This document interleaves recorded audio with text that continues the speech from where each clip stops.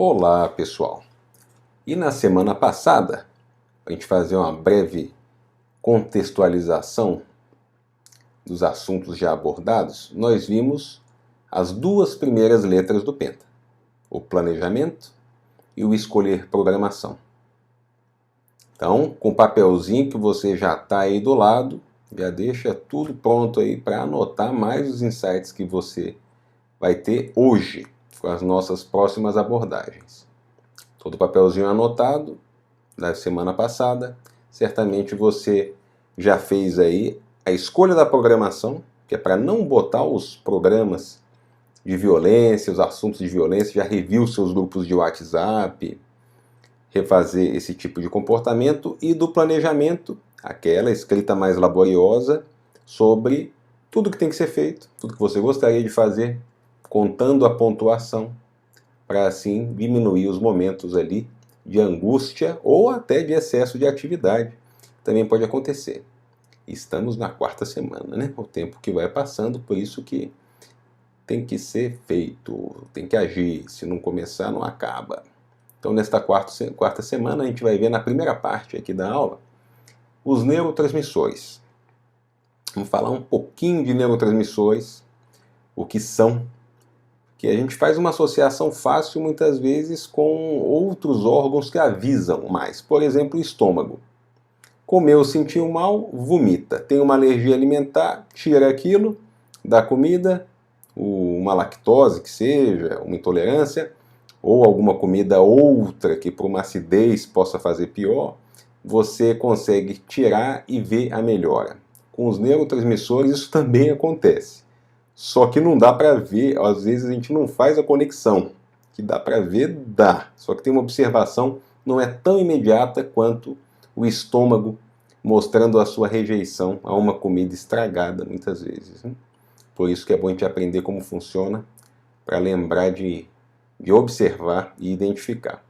Na sequência a gente vai falar da quarta letra do acrônimo PENTA, que é a terapia. E nessa aula a gente vai começar a ver uma sequência dos textos relacionados às adversidades. E uma muito comum é a relacionada à dificuldade que as pessoas têm em estabelecer suas prioridades. Então, esses serão os temas da aula de hoje. Anotem tudo para sempre desenvolver o raciocínio. Este curso, estamos aqui no sistema PENTA de controle da ansiedade, ele é um impulsionador. Só que não acaba, né? A gente vê que cada área que a gente fala se abre, ideias surgem, mais vontades vêm, por isso que é algo que pode ser feito depois, né? Também, você agora escolheu alguns objetivos, como eu falei na aula, lá na primeira ou na segunda, de escolher o que fazer, os campos da ansiedade que você quer atacar, ou a procrastinação que você quer diminuir, mas né, a vida toda a gente tem nossos desafios, as continuidades aí dos nossos projetos pessoais, para sempre alcançar a melhor maneira de executar. Então, nessa figura, vamos falar. Já falei do estômago ali, né? Comeu, teve ali a disenteria, ou teve o vômito, aí você, faz associação que é mais direta. E os neurotransmissores, com as imagens, com os eventos, com as sensibilidades que cada pessoa tem, também dão os seus efeitos. Mas os efeitos são na mente, os efeitos acabam aparecendo em comportamentos, em ansiedades que você tem e não percebe, como a da escolha programação, né, do tópico que a gente falou. Você vê hoje alguma coisa ou tem acesso a algum vídeo de WhatsApp de violência, de morte, e depois, sem perceber, fica afetado por aquilo, ou com mais medo, ou mais irritável, querendo menos contato com as pessoas, e não sabe por quê. Filme de violência, jornal, discordâncias, brigas. E nos neurotransmissores, então, com este tópico, você vai ver o funcionamento para você entender a complexidade. Entendendo a complexidade, a tendência é respeitar mais, observar melhor como as coisas funcionam. Na figura de cima, ali na saída da seta, a gente tem a junção, né, de um neurônio com o outro, fazendo a sinapse. Então, o conceito é o de potencial de ação. Para você ativar a passagem de um neurônio para o outro, vem um estímulo elétrico e acontece então um fenômeno químico por meio do neurotransmissor. também chamado de neuromodulador, que é um hormônio. Parecido com hormônio, né? Também são chamados de neurohormônios. Os neurohormônios eles fazem efeito em órgãos à distância. E os neurotransmissores, como são produzidos em sua maioria nos neurônios, os efeitos deles são mais relacionados sempre ao sistema nervoso central. Então, veio o estímulo elétrico, se transforma numa mediação química pela saída do neurotransmissor, dessa substância ativadora, na sinapse. Ali embaixo a gente vê a vesícula sináptica. O neurônio ele produz o neurotransmissor, ele fica guardado naquela vesícula, com o potencial de ação, com o estímulo. Que estímulo é esse? Diversos estímulos endógenos, né? O dia, a noite, o susto, a raiva, ele libera o neurotransmissor. Prazer também, né? Satisfação, prazer, alegria, encontrou alguém, aí libera o neurotransmissor, que vai fazer a ação mais para frente. Ele desencadeia uma cascata ali local de outros neurotransmissores nas redes neuronais e ativações em circuitos cerebrais. Com essa ativação, você tem a sensação. Neurotransmissores, então, a gente está habituado, né, com 4 ou 5 que a gente vai ver já, mas existem mais de 100.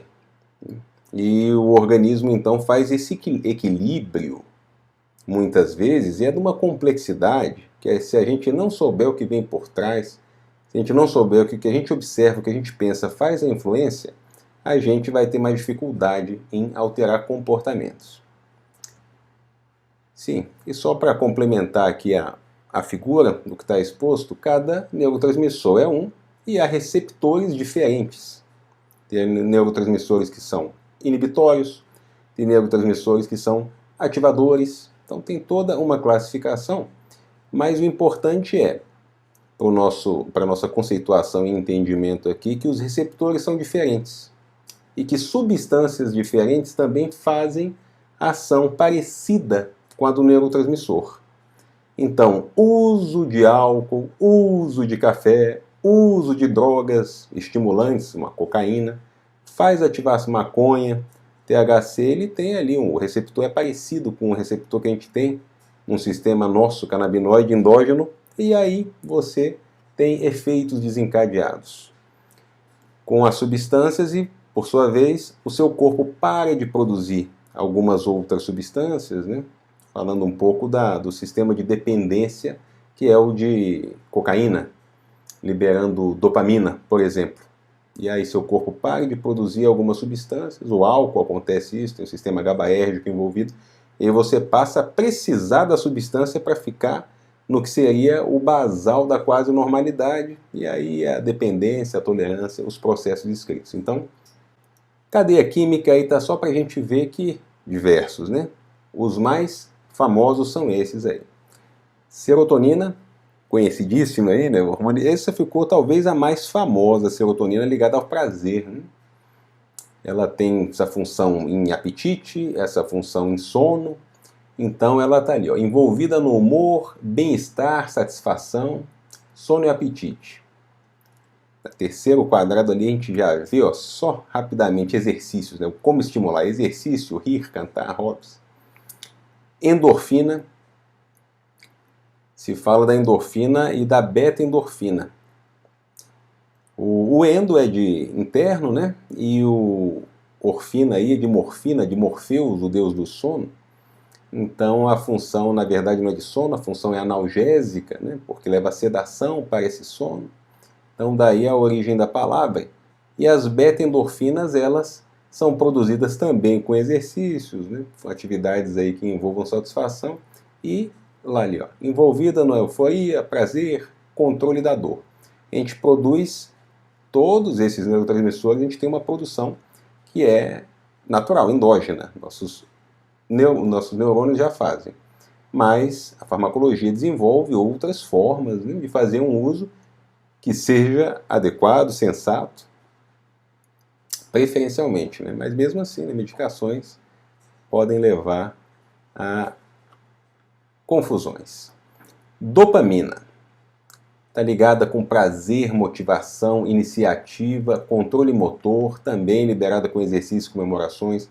Ocitocina Citocina tem isso, né, o hormônio do afeto, da ligação. Ela tem uma ação que também é à distância, né, no útero, para fazer a contração uterina, mas ela está envolvida aí com afeto, né? Envolvimento com o filho, por exemplo, né, ou com qualquer pessoa, tem a ocitocina envolvida, então liberada com abraço, prática de generosidade. E a noradrenalina, importante ali para manter o foco, fixação de memória, tudo, mas também para fuga, luta, estado de alerta, concentração. E a estimulação dela ali está com perigo e estresse, né? Essa aí foi uma parte mais negativa para estimular muito. Mas todos os neurotransmissores têm que funcionar, para não ter doença, né, com a regulação. Tem que estar ok. E como naturalmente a gente vai ter períodos de vida de adversidade, a gente tem que fazer o controle da adversidade para ter menos efeito negativo. E quando sentir que está saindo do ponto, o quanto antes se restabelecer pelo nosso sistema superior de pensamento, né? Está aí no nosso córtex pré-frontal do cérebro, a gente conseguir planejar, imaginar e resolver a situação antes que desencadeie ali uma briga, uma raiva, uma ansiedade, um envolvimento de confusão, de justiça. Quanto mais evitar, melhor, né? Do lado ali tem aquela figurinha que é o cérebro com as vias dopaminérgicas.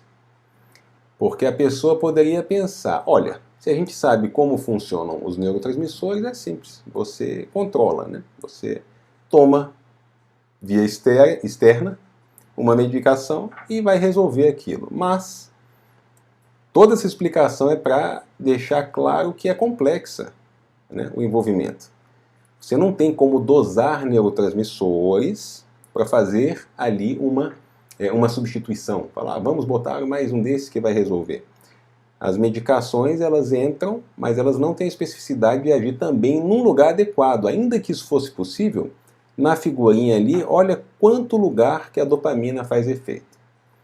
A dopamina é muito ativa, né, quando está ali, vamos dizer, em excesso, ela faz alucinação. Então é a base da esquizofrenia, cujo tratamento é o uso do antipsicótico, que é uma medicação que ocupa receptores da dopamina para deixar menos dopamina no cérebro. Porém, o que ela faz? Ela não age só na área que produz alucinação, ela também vai agir na área da motricidade. Então a pessoa fica com movimentos mais lentos, ela também é sedativa. Então tem todo o outro lado que aí tem que ser bem manejado para ter o melhor custo-benefício. Certamente há antipsicóticos mais de uma qualidade mais específica, né?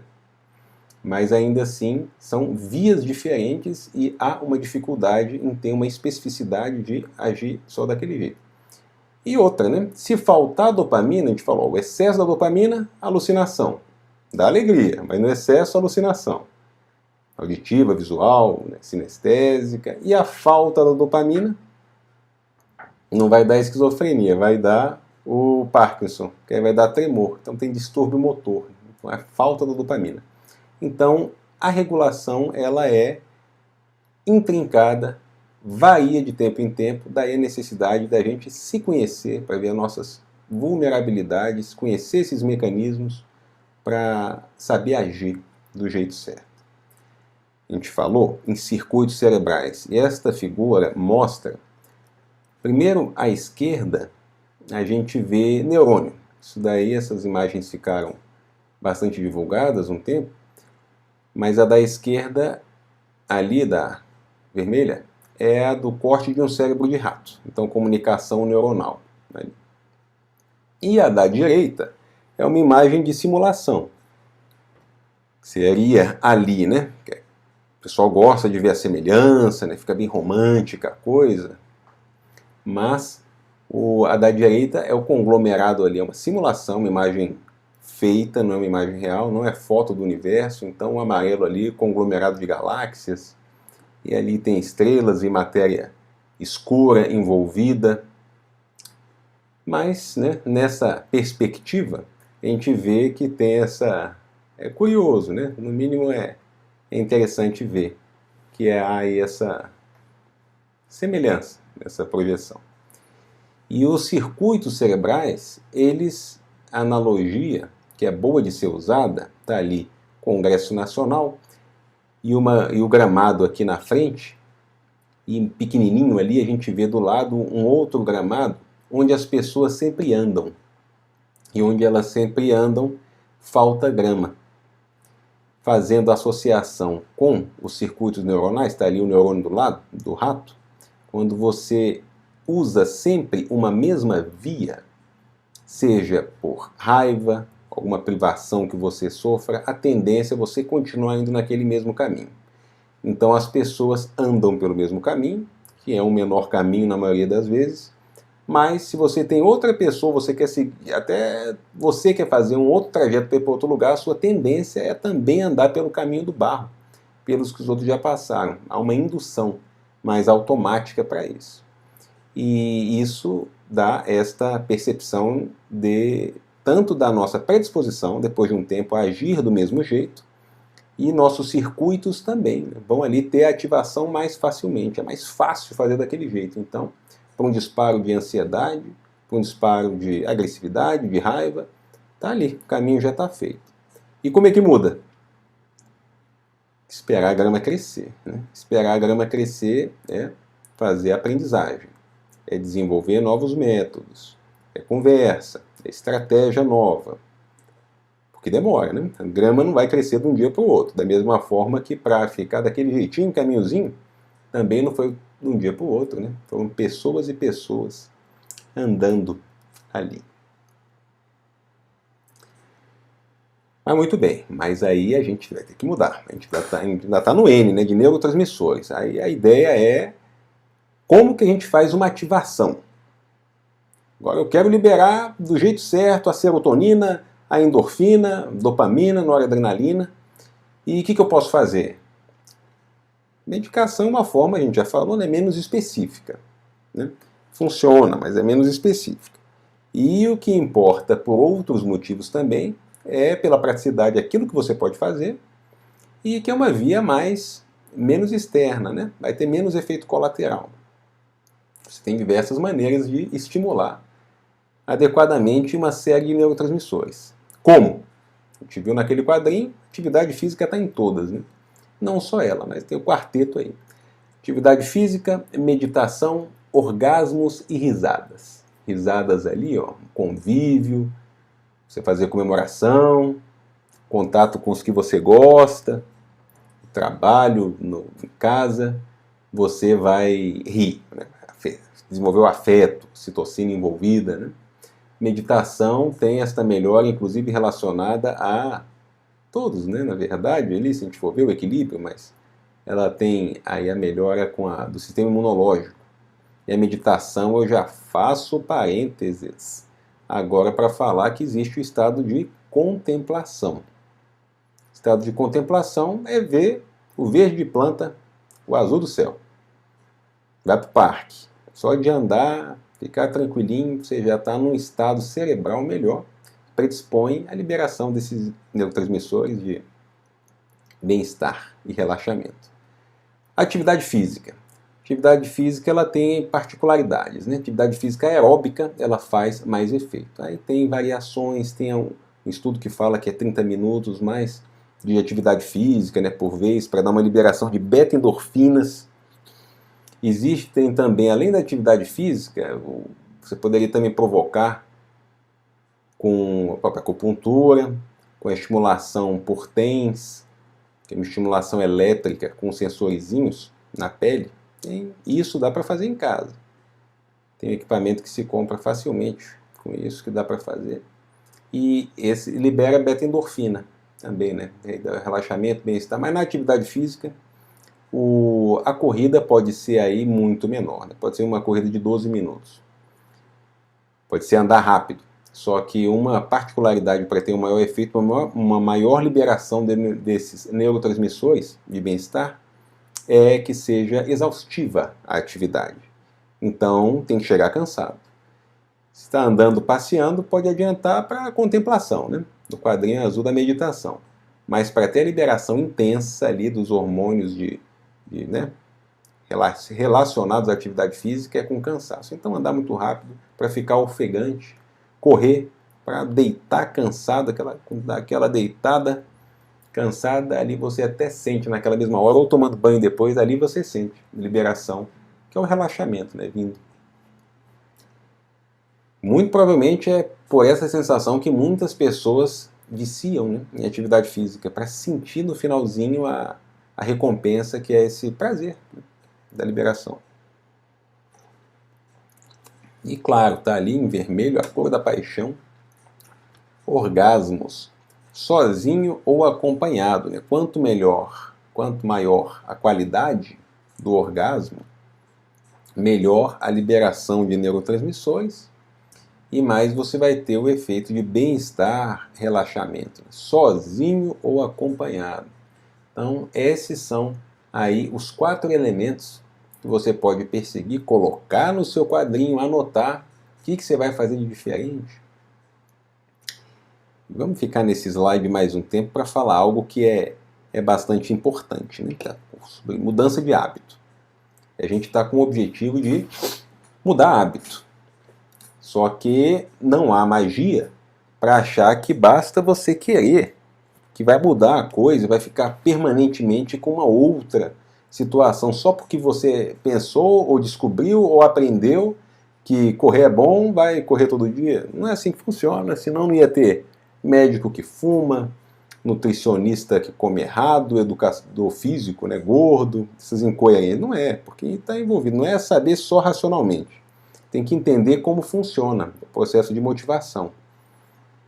Então, para fazer essa mudança de hábito, não é incomum a gente saber de casos que a pessoa muda de hábito quando tem aí um evento, um desfecho de quase morte, né? Tem ali um AVC, ou alguém muito próximo com AVC, a pessoa que quase morre, ou quando você descobre um caso de câncer em alguém, aí fica com medo, para de fazer. Outra situação que a pessoa muda hábito é quando vai ter filho, né? Fumou, mas a mulher ou o homem descobre que vai ter filho, aí também muitas vezes muda subitamente, né? Então, eventos grandes, mudanças, né? Cada pessoa valoriza de um jeito, mas podem fazer com que haja uma mudança de comportamento. Quando você está perto da morte, né, descobrir que vai perder a vida, o que vai mudar muito, quando você vê alguém aí que perdeu, aí você fica com medo, mas mesmo assim, muitas vezes isso também é temporário. Isso não vai ter força para muitas pessoas de mudar permanentemente o comportamento. Por quê? Porque o reforçamento imediato não acontece. O reforçamento ele é com uma mudança de hábito como essa, esse reforço precisa ficar continuamente. Você tem que estar vendo que está dando uma resposta à atividade que está vendo para fazer um efeito. Para você adquirir o conhecimento de um livro, demora o tempo todo de ler o livro. E depois uma reflexão ou um vídeo para aprender a programar alguma coisa, mexer. Em qualquer tecnologia que você não saiba, no celular, você tem todo um curso de algum sofrimento na aprendizagem para depois usufruir do prazer do conhecimento, né? De poder aplicar a técnica em seu benefício ou do que você queira. E isso passa a ser reforçado. A pessoa não pode, a pessoa que pensa muito automaticamente, quero ter satisfação imediata, aí lembra bem, né, o caminho de drogas. Né? Para dormir é mais fácil você tomar ali um comprimido do que aprender a fazer uma técnica de relaxamento, ver o que está errado. Porém, a consequência é prejuízo da memória, dependência da medicação. Então, a aprendizagem precisa de uma motivação. E no sistema Penta de controle da ansiedade, a gente sabendo aí que a lenha tem que ficar queimando por um tempinho, a ideia é aproveitar você, este momento e quantos você quiser fazer daqui para frente com um plano estruturado. Falei em 3 meses. Né? Em 3 meses você muda uma atividade, você coloca no seu comportamento, no rol ali do seu comportamento, e pode manter por 3 meses. Se fizer 2 vezes isso por um ano, você fez 6 meses de atividade. Provavelmente você vai começar uma academia, vai fazer por um tempo, depois para. Não tem problema, isso não é fracasso. Né? Se você voltar e fizer de novo por mais 3 meses. Se 3 meses for muito, 30 dias. Você vou ler tantas páginas, vou fazer tal coisa por 30 dias.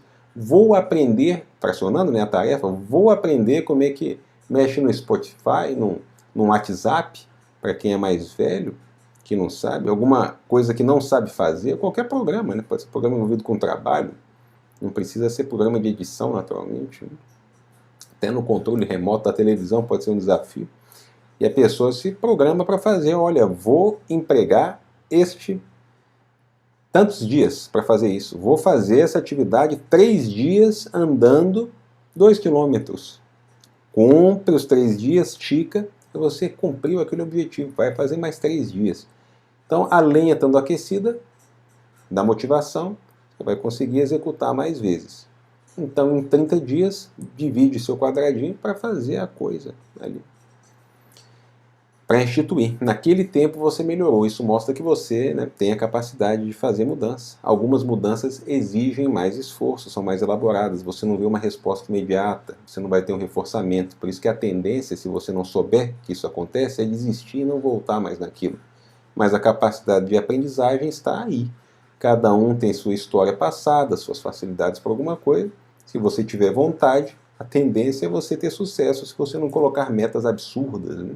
Não queira aprender um idioma depois de velho e de uma hora para outra para falar sem sotaque. Não, não é problema falar com sotaque. Eu falo idioma especial porque diferenciar vocábulo, fonema, criança pequena tem isso. Depois, envelhecendo, fica difícil de entender. Natural da evolução. Então, o que precisa para você mudar um comportamento? Você tem que ter abertura para novas atividades. São as duas coisas mais...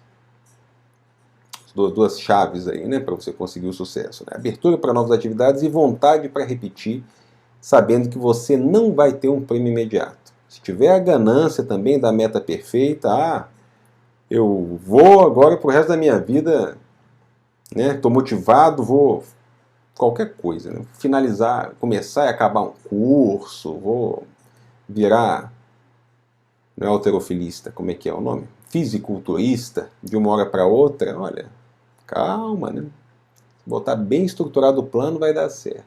Se fizer com exagero, vem a frustração e depois a tendência a não mais querer fazer aquilo. Aprender a fazer o controle do tempo. E para o controle do tempo, antes do controle do tempo, vamos falar da terapia, que é o T do Penta, o quarto elemento já, né? A terapia, ela é este formato, né, que a gente conhece muito, né, de uma pessoa falando, a outra ouvindo e orientando. Muito se procura, né, as especializações, características do profissional, e isso, sem dúvida, é muito importante. O paciente e o profissional têm que estar alinhados, né? Se um dos dois não quer, por exemplo, se uma pessoa é levada para a terapia, não vai dar certo, né? Se ela não quiser, se ela olhar, foi levada, mas ela não está motivada para aquilo, não vai funcionar. Técnicas existem, né, muitas, e cada vez se desenvolvem outras.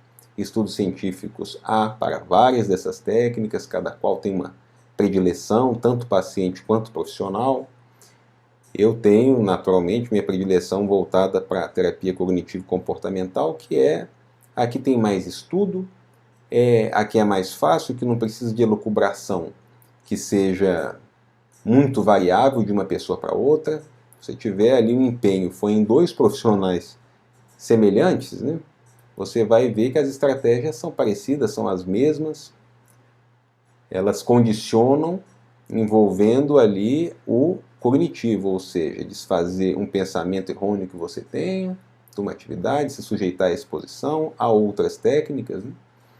Então, nas linhas, nos eixos principais, você tem as terapias de orientação analítica e você tem a outra linha das cognitivo-comportamentais, né? Começou com a comportamental, depois o processo do entendimento explicando o comportamento, que é o que a gente está fazendo nesse curso, né? Quando eu explico, quando eu falo que é uma ansiedade, qual o mecanismo, que isso tem aí um passado, né? Eu falo que a gente é animal, a gente é bicho, já vem com uma carga, isso é toda uma explicação de um comportamento, do que é esperado que possa acontecer, e esse conhecimento desenvolve uma educação que é a cognição que você pode reestruturar no caso de uma crença, de um entendimento falseado que você tenha, que leve você a se desmerecer, a achar que não é capaz, ou que tem algum outro pensamento que seja contraproducente para a sua vontade. Então, nesses eixos principais, você tem ali na área da cognitivo-comportamental, você ainda tem as terapias que são as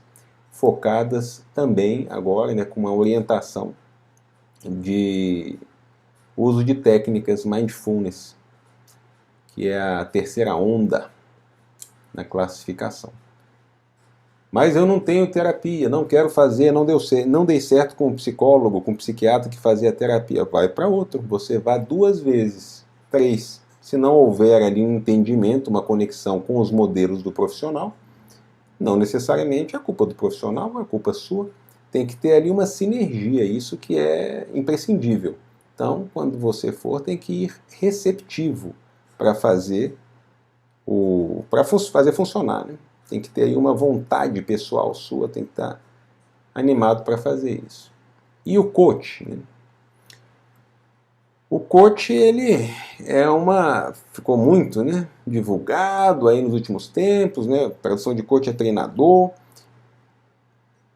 Era uma atividade que veio a princípio pela administração. Então, um coach que seja específico de uma área faz todo sentido. Por exemplo, você tem um coach, você quer aprender tênis, ou você já toca violino, mas você quer aprimorar uma técnica específica de um instrumento musical, qualquer que seja, e aí você faz ali um treinamento com o coach. O que você espera desse coach? Que ele, ao menos em alguma parte da vida, tenha tocado, né? Não necessariamente melhor do que você, mas que ele mostre ali que ele tem a técnica, que aquilo tem um embasamento que ele está fazendo. Então você fazer um coach com um professor de tênis faz sentido. Não precisa ele jogar melhor do que você, mas precisa ele saber, olha, tem que fazer este movimento que você vira o punho na hora adequada, a bola aumenta aí a distância pelo impacto, porque ele já fez aquilo. Ele é um estudioso longo daquilo, então tem que ter jogado tênis, né? Para ensinar tênis, na maioria das vezes. Tem que saber como é que funciona. Para você aprender ali de um baterista, quer fazer um coach, também tem que ser baterista. Só que a figura do coach é, né, como a gente vê, como se tornou, como ficou qualquer um. Acha que pode, né? Inclusive você pode achar coaches, sou coach de concurso, você consegue o que você quiser. E aí vira autoajuda, falam coisas que não têm nenhum embasamento científico, né? Como a TCC alcança, como estudos científicos alcançam. Então pode ter até um funcionamento imediato que seja motivador, aproveitando aquela empolgação inicial da pessoa, mas como é que vai se sustentar? Como é que uma pessoa que, vamos dizer, né, não tenha passado por aquela situação, por nenhum concurso, a pessoa vai ensinar como você passar em todos os concursos nesse ano? Não faz sentido, né? Porque você tem que estudar 5 horas por dia, 8. Opa!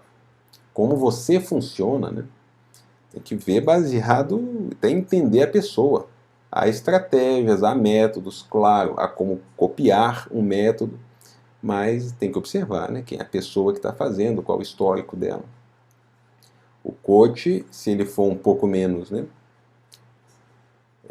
vamos dizer aí, ganancioso, ele pode servir como um orientador para estar ao lado, né? Você fala, olha, quero um coach para fazer cobranças. Então você, junto com ele, você estipula suas metas e com o coach você fala, olha, minhas metas são essas na semana. O coach liga, o coach vai junto. Isso aí eu acho que pode funcionar melhor. E é nisso que, nesse slide de terapia, eu falo sobre amigo. O amigo, terapia, lógico, ela tem uma sequência, né? A maioria é para ter, né? Uma sequência, um ponto para você chegar, só que muitas vezes o que você tem é a vontade de falar, ser entendido, e um amigo faz isso. E amigos razoáveis também podem, quando você também está ali razoável, fazer planejamentos de execução de melhoras relacionadas a qualquer aspecto da vida, tal qual um terapeuta possa fazer. Naturalmente não é de uma forma que seja profissional, mas nem por isso pode ser pior, né? Então você usar recursos, usar inclusive familiares para estimular no reforçamento, né? Publicar em redes sociais, alguma coisa que você esteja fazendo, é um recurso que é motivador, que você pode usar. Ao invés de uma pessoa falar para você, você pode, né, se provocar uma mudança, desde que seja honesta. Então, um psicólogo também pode estar ali do lado falando, vamos, vamos. Um treinador, um coach, né, também para vários aspectos. Muito bem, então agora a gente vai ver a primeira adversidade, que é relacionada a prioridades, né? A gente falou em mudança de comportamento, vontade aí de fazer coisas diferentes, tanto de aprendizagem, hábitos de vida, né, em seus diversos aspectos aí, controle de emoção, de raiva, de ansiedade, e tudo que a gente queira fazer vai passar pela prioridade. Se você quiser fazer num dia alguma coisa, se você estiver muito motivado, você arranja o tempo. Muitas vezes, né? Claro, né? Guardadas aí umas situações. Mas se você não quiser, você pode ter muito tempo que você não vai fazer. E algumas vezes você quer e não consegue também, por uma falta de equilíbrio aí das prioridades. Então aqui tem um sistemazinho para você identificar o que é a prioridade, com a finalidade de você aumentar a sua produtividade. A gente tem lá no nosso PDF da semana, está escrito como funciona para você elencar as prioridades, e é o que eu vou dizer aqui. Como funciona, para você saber aquilo que você precisa fazer. E começa primeiro com isso, ó, você não se contaminar com a urgência dos outros. Se você tiver sensatez e tranquilidade, você é capaz de ajudar quem está do lado. Aquela ilustração, né, clássica aí do avião, você botar a máscara primeiro em si, depois em quem está do lado.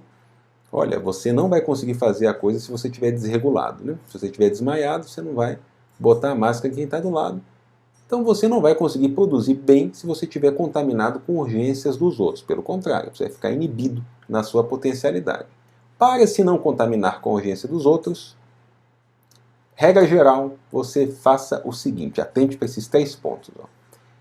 Recuse obrigações que você não quer dizendo nãos.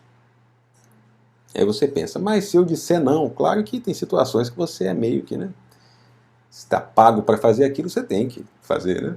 Agora, você pode dizer não naquele momento. Você anota, você vai fazer. Algumas coisas você pode dizer não permanentemente. Você não tem que aceitar externamente muitas incumbências.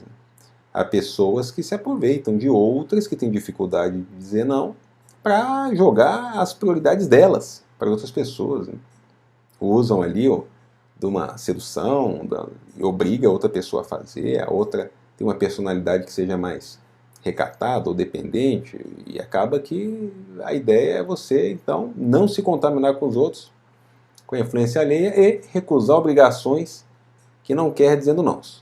2. Não criar falsas expectativas nas pessoas dizendo sims por falta de coragem de dizer nãos. Se você fez a atividade, ok, você disse sim, fez num prazo. Se você não fez, você admita que você não fez, é o caminho que tende a ser mais fácil, né? Muitas vezes, e fala que vai fazer, já dá a solução, né? Olha, não deu para fazer no prazo, estimei errado, vou fazer em tal prazo. E se você não for fazer, dizer sim para a pessoa pode naquele momento resolver, mas depois você vai ser mal visto, né? No mínimo, ou você vai, né, ter alguma outra consequência que não é positiva. De ser mal visto a ter ali o ataque de raiva do outro, já que você prometeu que faria alguma coisa. E no 3, estimar um pouco mais de tempo para entregar o que foi pedido. Então, às vezes a pessoa se assoberba, fica ansiosa, tenho muita coisa para fazer, aí num dia tem muita coisa para fazer, no outro dia não tem. Por quê? Porque não está elencando a prioridade. Então, se você recebe ali, num dia, né, numa segunda-feira, né, alguns tipos de emprego no final do mês ou no meio do mês, isso aí depende da atividade que você executa. Se você recebe muita atividade, você tem que saber qual e perguntar aí para a pessoa que está ali pedindo, se é a sua obrigação, para quando, se você já não conhece o prazo. E aí você vai fracionar aquilo. Não é porque você recebeu 5 atividades hoje que você deve fazer as 5. Você vai gerar o estresse, ainda mais agora com home office, né? Ah, mas tem coisa na minha caixa de e-mail. Vai ficar até tarde fazendo uma coisa, desregula o sono, contato com a família, para no dia seguinte não ter o que fazer. Para ficar com tempo ocioso, mal empregado, não faz sentido. Tem a ver com planejamento, né, de uma forma mais refinada de trabalho. Tem que entender os processos, né, do seu próprio trabalho e estimar um prazo um pouco maior. Anota o que você tem ali para fazer. E aí você fala, isso aqui eu vou fazer com tanto tempo, bota mais tempo. Você vai ter mais tranquilidade e acaba fazendo antes. E se entregar antes ainda é mais valorizado. Ainda, opa, acabou antes. Tá ali, ó. Número 1, né? Anote tudo. Vamos lá para a parte de estabelecer níveis. Níveis em 3. A gente vê na figurinha roxa ali, ó. Tá ali a moça com o rapaz ali, né? Você tem o nível 3, o nível 2 e o nível 1 de prioridade. E você vai fazer o trabalho sempre no nível 1. Como é que você vai elencar qual que é a prioridade? Por que é nível 1? Você vai ver complexidade para resolver, tempo, né? Que você tem que entregar aquilo, ou coisas da sua própria... Você mesmo pode se colocar essas prioridades, esses objetivos. Se seu objetivo de fato for correr X quilômetros em determinado tempo, depois de feito o planejamento, é a primeira coisa que você vai fazer no dia. O seu dia vai ser, olha, a corridinha da manhã. Aí você já executou aquilo, por exemplo, né? Que você tem mais facilmente a chance de alcançar seu objetivo. E aí você então, tudo que você receber, você bota em 3 níveis. Todas as atividades. Tá ali a figurinha da anotação, aquela não pode faltar. Então você anota tudo que você tem que fazer, estabelecendo o nível. Bota 1, 2, 3, né? Tal qual a figura do lado. Tudo que você fizer, você tica o compromisso e ela sai da lista. Naturalmente, essa lista é feita, né, de tempos em tempos, pode ser a cada dia você revisa essa lista e você vai fazer os itens que você considerou prioridade 1. Depois vai passar para a prioridade 2, se a prioridade 1 tiver acabado. Periodicamente você vai reclassificar os níveis, porque se acabar o dia você, tem menos tempo, então o que era 2 vai para o 1, o que era 3 pode ir para o 2 e o que era 3 pode ir para o 1. Só vá para o 3 quando ele for 2. Então o nível 3 você nunca executa. Com esta técnica você vai acabar observando que tem muita coisa que você não precisa fazer, que vai ficar muito tempo no nível 3. Você precisa mesmo executar aquilo? Entra nisso, né? O que é a vida? Muitas coisas a gente acha que precisa fazer, a gente não tem uma clareza. E o objetivo é ter a clareza sobre o que é inadiável, o que pode esperar e o que não precisa ser feito. Bastante coisa aí para anotar, hein? Durante as próximas semanas, cada vez mais estratégias você vai tendo e vai fazendo, e mais conhecimento sobre os diversos mecanismos que levam à ansiedade e, claro, ao controle da ansiedade. Então, continue bem e até a próxima.